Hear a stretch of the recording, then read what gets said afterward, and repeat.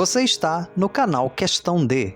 Eu sou o Dan de Souza e você está no Britney Invitation, um podcast documental que revela bastidores da vida da princesa do pop Britney Spears, que por muito tempo foram deturpados por uma mídia ofensiva e chancelado por uma indústria musical machista, misógina e sexista.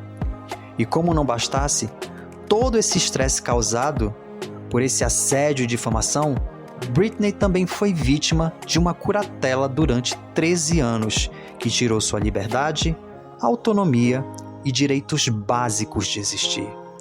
Mas hoje, ela conta com todos os detalhes o que realmente aconteceu em todos esses anos. Baseado no livro The Woman Me, lançado em outubro de 2023, chegou a hora de você conhecer toda a verdade.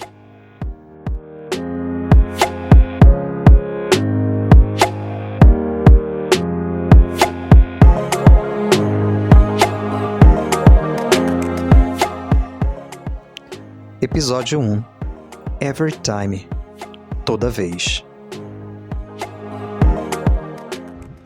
Vamos começar do princípio? Então me responde com toda sinceridade. Como foi que você conheceu Britney Spears e qual foi a primeira música que você escutou na sua vida? Bom, eu começo. A primeira música que eu escutei de Britney Spears foi em 1998 e lógico que foi Baby One More Time. Só que tem um pequeno detalhe, eu só conheci a cantora em si um pouquinho mais lá pra frente, mas eu tenho como explicar. Nessa época de 1998, eu estudava no segundo ano do ensino médio e era no horário da manhã e eu sempre chegava em torno de 12:30, 1h em casa e logo que eu terminava de almoçar eu ia correndo lá pro meu rádio de fita cassete que eu gostava de gravar as músicas da Jovem Pan. E nesse horário passava o programa Pânico. Então, um belo dia, quando eu liguei a rádio, justamente no último bloco, eles começaram a tocar Baby One More Time. A música em si me chamou a atenção porque ela era totalmente diferente daquilo que a gente já estava acostumado a escutar na época, como as Spice Girls, Backstreet Boys, a Eurodance. Então eu achei aquela pegada totalmente diferente. E como eu falei, eu conheci a cantora muito tempo depois, já quando eu comecei a assistir MTV, que quando teve aquele boom do Oops, I Did It Again, e finalmente eu assisti o clipe de Baby One More Time, quando eu bati o olho eu falei, cara, essa vibe desse clipe é muito cinematográfica, porque ela refletia muito aqueles filmes estilo de adolescente, então ficou muito nessa memória afetiva.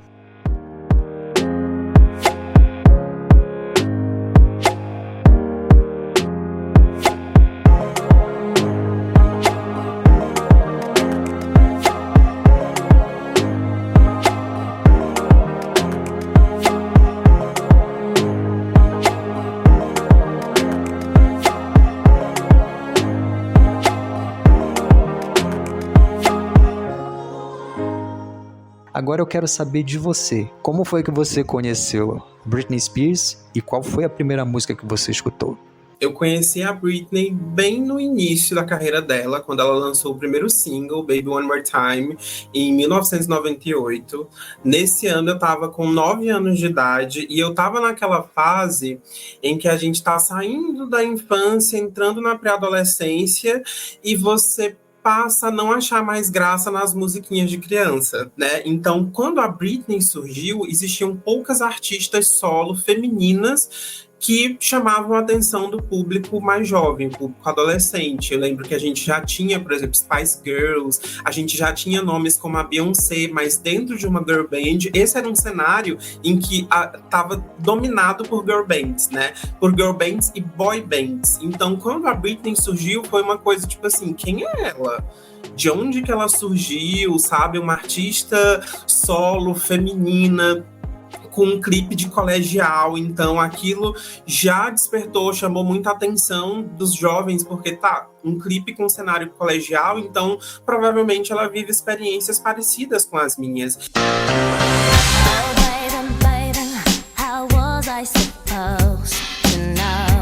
Eu tenho 43 anos, então, assim, existiam aqueles totens de música no qual você podia escutar o CD antes de você comprar.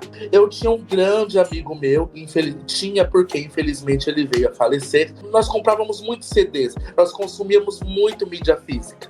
Então nós saíamos da escola e nós tínhamos o costume de ir até a livraria Siciliano, que hoje não existe mais, para dar uma fuçada, mexer nos catálogos dos CDs para comprar alguma coisa.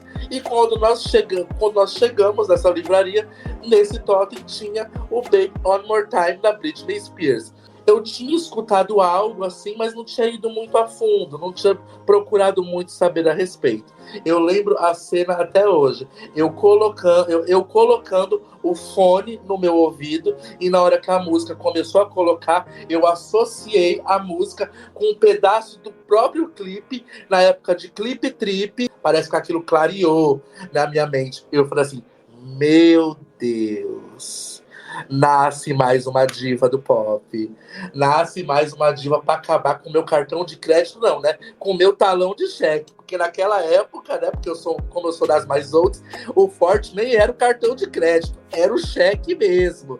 Então eu tenho uma história de memória afetiva muito forte com a Britney. Na época que ela começou, eu tinha 8 anos, eu era muito pequeno, mas só que eu já tinha noção do quão grandiosa a Britney era, a fase do Baby One More Time, Sometimes. Eu lembro até de uma revista da Mônica, do Cebolinha, em que ele tinha o pôster da Britney Espirro, que é o nome lá que deram pra simbolizar a Britney. E sabe como é gibi, né? Que não pode colocar o nome dos famosos, mas aí coloca um parecido. E o Cascão rivalizava dizendo que gostava da Cristina Aquarela, falando que é a Cristina Aguilera.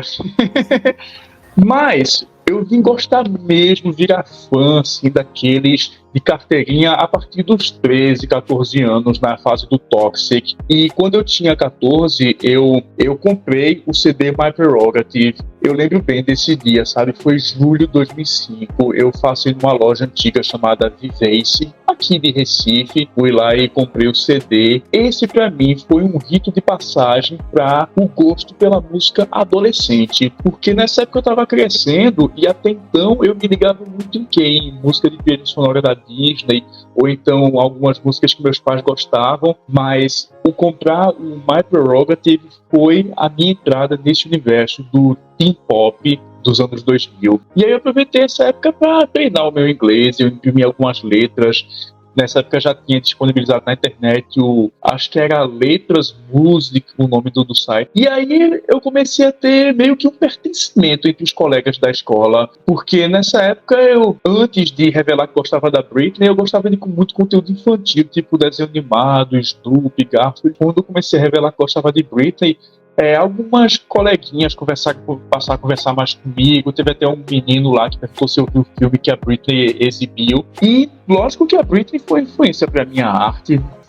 Você percebeu aqui como a imagem de Britney Spears está relacionada à memória afetiva de alguém? E não importa a idade, não importa o momento, mas quando uma artista surge com uma identidade marcante e fora da curva, ela já tem em mãos uma fórmula para conquistar o público. E ao mesmo tempo que isso foi muito bom para a carreira dela e para a cultura pop, afinal de contas, o sucesso dela veio muito rápido, isso também era o início de um pesadelo, porque Britney Spears passou a ser vítima de uma indústria musical machista, sexista e misógina.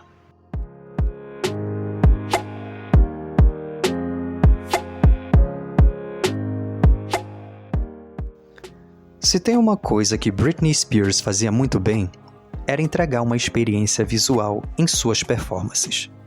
E muitas delas, a criatividade partia da própria cantora.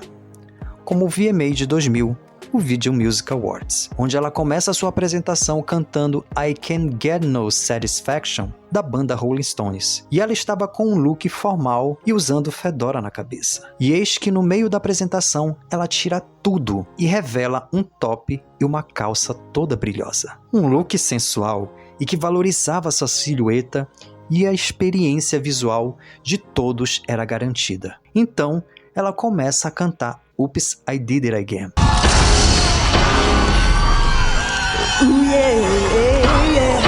Ao mesmo tempo que ela presenteava seus fãs neste momento, ela também surpreendia toda a plateia, mas também despertou a ira da mídia machista, ao ponto da própria MTV tentar constrangê-la em um de seus programas. E tudo aconteceu da seguinte forma: Britney foi convidada para assistir a reação de pessoas que assistiram sua performance no VMA. E nada mais, nada menos que a produção deu destaque para quem estava criticando negativamente a sua apresentação. E simplesmente estava alegando que ela deveria ser exemplo para as crianças. E apesar do desconforto, Britney manteve sua postura e não disse nada e ficou observando todos os comentários. Como a apresentadora viu que a Britney ia manter essa postura ética, ela tentou colocar a cantora em uma saia justa. Só que deu ruim, porque a Britney não entrou na pilha e deu uma resposta assertiva sobre os comentários dos entrevistados.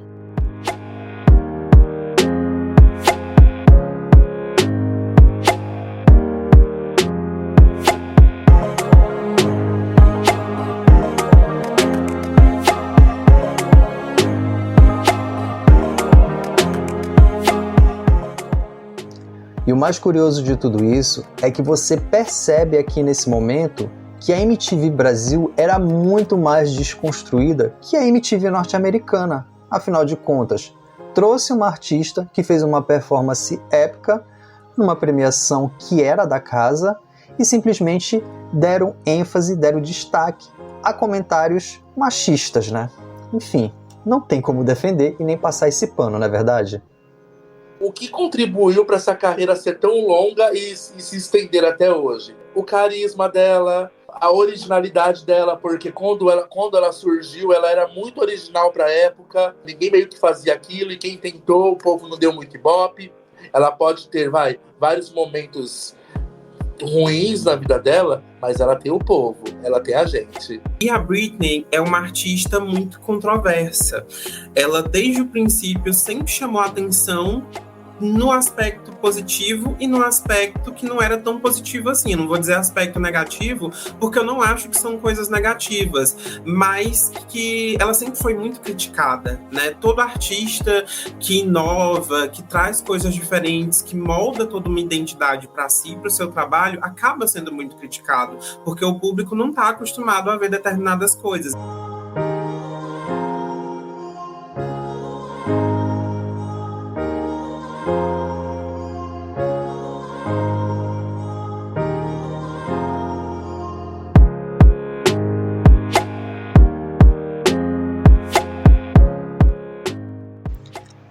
Aqui fica muito claro que quando uma artista feminina chega entregando conceito, beleza, experiência visual, a indústria musical dá um jeitinho de invalidar tudo isso que ela vem entregando, né? E sabe o que é mais louco de tudo isso? É que ao mesmo tempo que essa mesma indústria enaltece essa artista feminina, ela também faz de tudo para ela entender e acreditar que ela não é merecedora desse sucesso. Mas, infelizmente, isso não acontece apenas no show business. Isso também acontece no dia a dia de uma mulher comum. E apesar de muitas lutas e também conquistas pela equidade de direitos femininos, ainda existe um longo caminho a percorrer para desconstruir uma sociedade que ainda perpetua esses comportamentos tóxicos e opressores.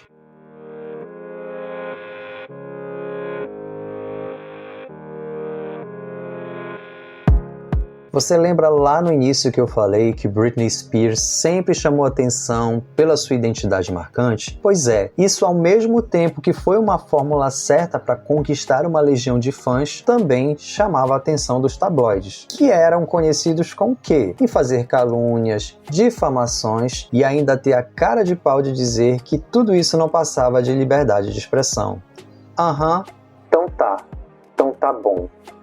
Se você cresceu entre o final dos anos 90 e anos 2000, você deve lembrar da loucura da mídia em cima do namoro de Britney Spears e Justin Timberlake, que eram conhecidos como o casal real do pop. Pelo menos era assim que a mídia se referia a eles. E apesar dos dois demonstrarem seu amor em público, a imprensa só tinha olhos para um assunto: saber se Britney ainda era virgem. Sim, Não importava se Britney tinha um novo single, se estava divulgando sua nova turnê, sobre seu futuro na cultura pop, mas não. Tudo o que a mídia queria era transformar uma intimidade de uma mulher em domínio público. A mídia sempre foi muito cruel com os artistas, né? Sempre a Britney foi uma artista que sofreu muito na pele, né? Com exposição na mídia, nas revistas. A internet não existia como existe hoje, a gente não tinha redes sociais e a gente acabava não se mobilizando tanto assim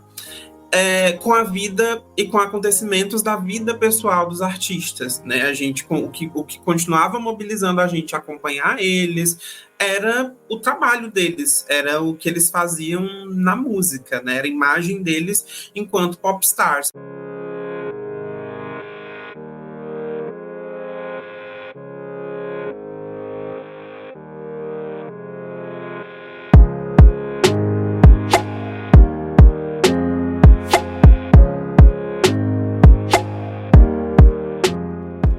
Nem preciso dizer que quando Britney e Justin terminaram, esse assédio aumentou.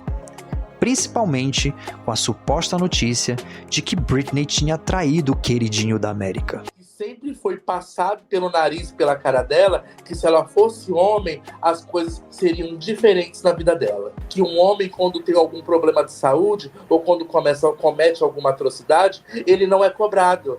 Ele não é cobrado porque ele ficou doente, ele não é cobrado porque ele engravidou alguém, ele não é cobrado porque ele fez certo ou porque ele fez errado. Mas vamos falar mais sobre isso no próximo episódio, porque precisamos falar sobre a entrevista polêmica de Diana Sawyer.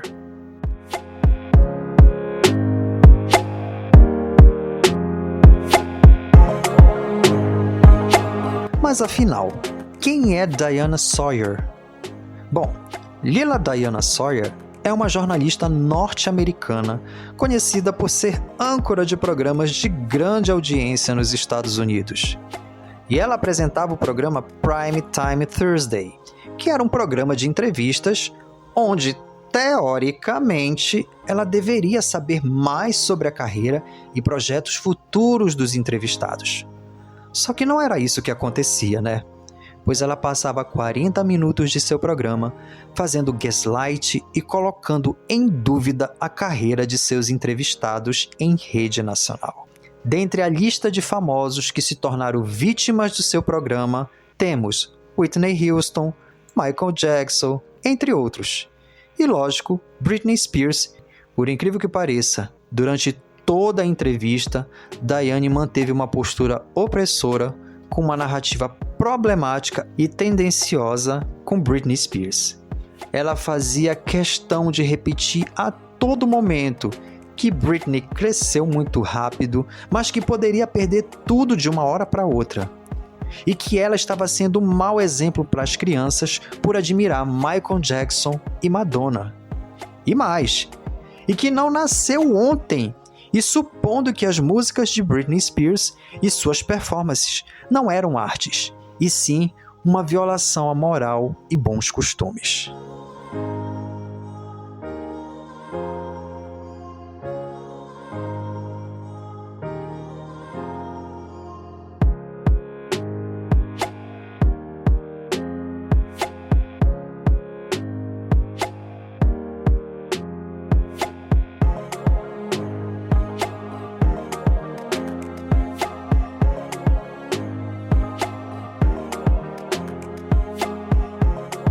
E o que eu mais temia naquele tempo era a carreira dela, sabe? Eu ficava pensando, o que é que vão ser das músicas da Britney? Pra você ver que o meu grande interesse na Britney era que ela continuasse fazendo a arte dela, que tanto me agradava. E eu preciso abrir um parêntese aqui, tá? Essa pra mim foi uma das piores entrevistas que eu já vi na minha vida. Até porque você percebe que Diane Sawyer só tem um objetivo: fazer com que seus entrevistados se sintam mal, se sintam péssimos e até duvidem do seu próprio sucesso. E você percebe no seu olhar o quanto de maldade ela tem no coração e quanto ela sente prazer em fazer tudo isso em seu programa. Agora a pergunta que não quer calar: será que ela está preparada quando a conta do karma chegar?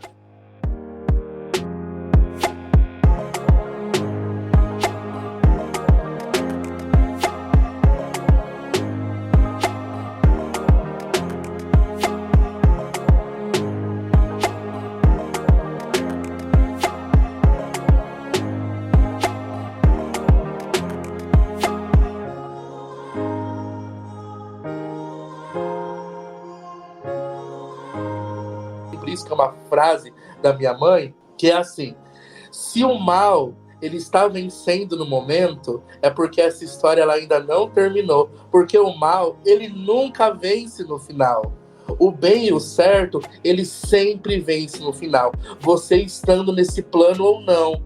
Você deve estar se perguntando por que eu não falei do caso completo do Justin Timberlake e do casamento problemático com Kevin Federline. E eu respondo para você. A verdade é que esses dois casos, eles precisam de uma análise bem mais detalhada e até porque para a gente trazer como evidência como esses tipos de comportamento tóxicos acontecem no dia a dia, até mesmo de uma vítima, para poder ajudá-la identificando esses comportamentos. Então, por isso, eu deixei por um episódio exclusivo. Mas até aqui você conseguiu perceber que o show business, ao mesmo tempo que ele te entrega algo que brilha seus olhos, ele possui uns bastidores muito tenebrosos, principalmente no universo feminino. Afinal de contas, ele é um universo machista, sexista e misógino. E quando você lê a autobiografia da Britney Spears, The Women, você percebe o quanto tudo que ela viveu não se distancia muito de uma vida de uma mulher comum. Afinal de contas, a cultura pop, ela reflete as problemáticas de uma sociedade. É muito clara a identidade e o quanto que ela conseguiu marcar o nome dela não só para uma geração, mas realmente assim deixar marcado na história da música e do show business. No próximo episódio de Britney Invitation, um golpe ainda mais duro para sua instabilidade emocional. Perdeu temporariamente a guarda dos filhos para o ex-marido Kevin Federline. O objetivo aqui é expor comportamentos que de alguma forma prejudicam a saúde mental de uma pessoa.